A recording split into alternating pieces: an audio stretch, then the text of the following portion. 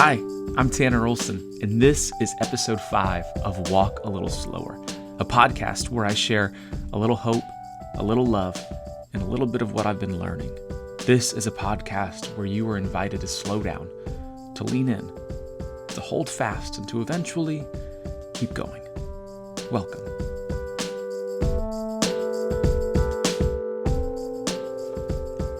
Before we jump into today's episode, I wanted to say thank you for listening to this podcast. When I decided to start this podcast, I wanted to offer a space to share some of the things that I was writing, some of the things that I was learning.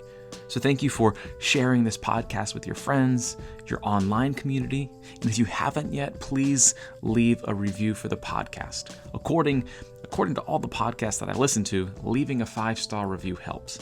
I'm not sure how it helps, but I believe that it does. So feel free to help this podcast out by leaving a review and by sharing it with your friends. If you're like, hey, I like this podcast, maybe send it to somebody you know. You can just text it to them or share it on your Instagram story. It helps. I like it. It would be nice if you did that. But if not, it's okay. We'll still be friends. So make sure to check out writtentospeak.com as well, and you can use the checkout code PODCAST to get 20% off your next order. I just added 2 new stickers on the website as well. So visit writtentospeak.com, use the checkout code podcast to get 20% off. Okay, enough of that. Let's jump into episode 5 of Walk a Little Slower.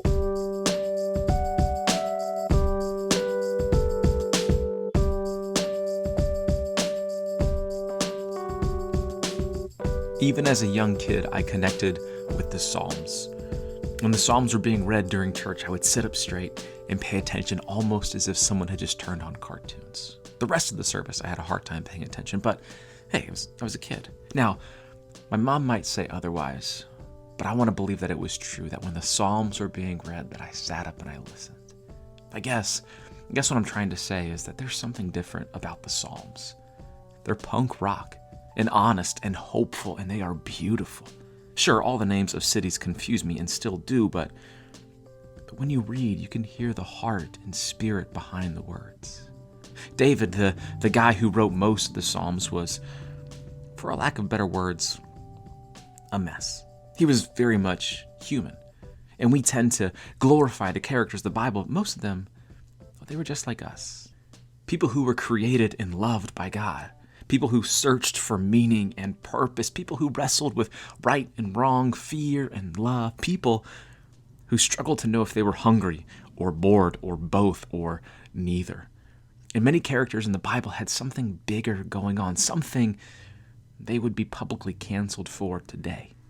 Every psalm is different, but each one seems to point to the Creator. Now, I'm no theologian or biblical scholar. I've tried to be, but I wasn't very good at it. Most of my intellectual insights can be boiled down to this. I like it. And perhaps I like the Psalms because they are incredibly honest. When you read through the words of the Psalms, you can feel how raw each line is. David wasn't trying to gain Instagram followers or go viral on Facebook or get a book deal or make himself look good. He was simply being honest and present with God. No games, no gimmicks, just honesty. And as we read these ancient words, you can feel the weight of the war inside of the writer. At the same time, depending on what you're reading in the book of Psalms, you can also hear how genuine and hopeful the writer is. David has experienced and caused death. He has experienced and given forgiveness. He has experienced and created pain. He has gone through it and continues to face the uphill battle of uncertainty. Honestly, it sounds like he would have understood the last 2 years of our lives. I returned to the Psalms during the pandemic. Something about them have helped me feel seen and understood. David has given me a few words to pray and meditate on, words like this from Psalm 62, verse 8. Trust in him at all times. O people, pour out your heart before him. God is a refuge for us. Psalm 51:12 says this, Restore to me the joy of your salvation, and uphold me with a willing spirit. Psalm 26 verse 3 says, "For your steadfast love is before my eyes, and I walk in your faithfulness." And then in Psalm 143 verse 1 we hear my prayer. O Lord, give ear to my pleas for mercy. In your faithfulness answer me, in your righteousness. So why am I talking about the Psalms? The Psalms, they tell me that I can be honest with God and God will still love me. These beautiful words remind me that God is not afraid of our mess. He isn't. God invites us to bring all of us to all of Him. No matter what I say or the mess that I have made, He will still hear me. He will still be with me. He will still be God, and I will still be His. His love is not dependent on how I treat Him. I know that I cannot earn His love. And what a gift that is. He wants me to be the me He created me to be. And He wants me to be that me with and in Him. Throughout the pandemic, I've come to see just how fragile I am. And yet, this has shown me just how strong and steady God is. And He wants our honest prayers. He can handle them. He can handle you. After all, God is not afraid of our mess.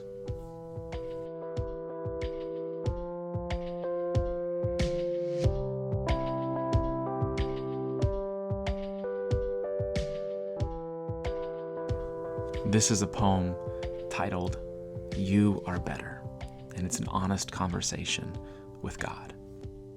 For a while, I thought you were frustrated with me. And as of late, I even thought you were disappointed with every choice I've been making. I thought my questions were annoying you and my sins, the ones I seem to always be confessing. They were pushing you further away. Like I could have that much power. And for one reason or another, I began to believe the distance and silence to be punishment. Living had become my time out, and I was waiting for you to say, "Okay, you can get back to living now." And I've told myself many things, and it seems only a few of them have been true and kind. My mind made up story after story and believed them to be the truth. It was like taking marker to a perfect painting. In my searching, I added to what was already perfect and holy.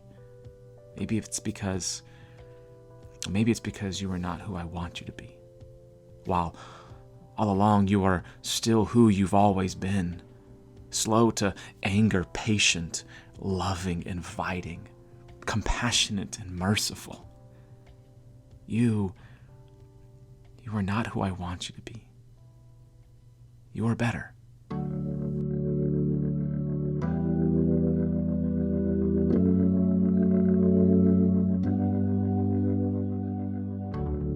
Well, thanks for listening to this episode of Walk a Little Slower.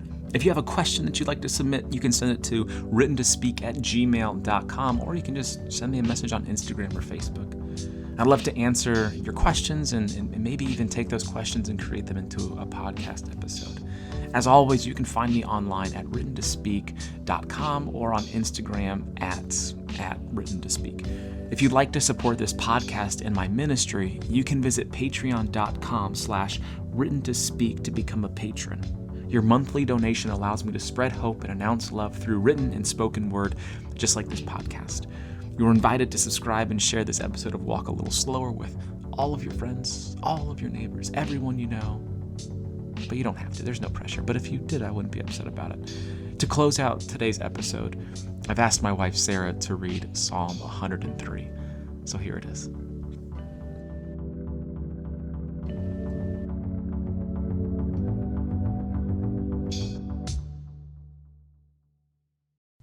Psalm 103.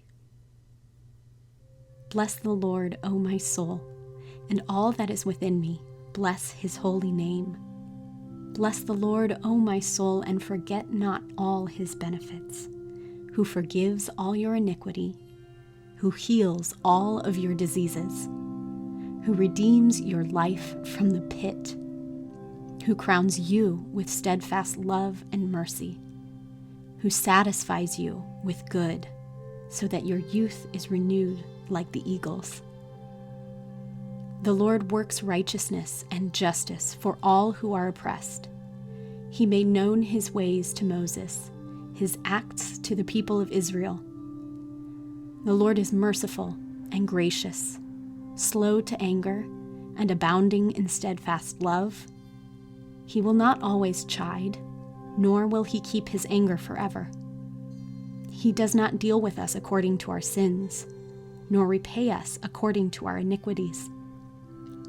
For as high as the heavens are above the earth, so great is his steadfast love toward those who fear him.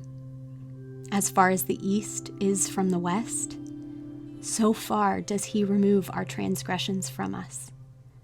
As a father shows compassion to his children, so the Lord shows compassion to those who fear him. For he knows our frame. He remembers that we are dust. As for man, his days are like grass. He flourishes like a flower of the field, for the wind passes over it, and it is gone, and its place knows it no more. But the steadfast love of the Lord is from everlasting to everlasting on those who fear him, and his righteousness to children's children, to those who keep his covenant and remember to do his commandments. The Lord has established his throne in the heavens, and his kingdom rules over all. Bless the Lord, O you his angels, you mighty ones who do his word, obeying the voice of his word. Bless the Lord, all his hosts, his ministers who do his will. Bless the Lord, all his works, in all places of his dominion. Bless the Lord, O my soul.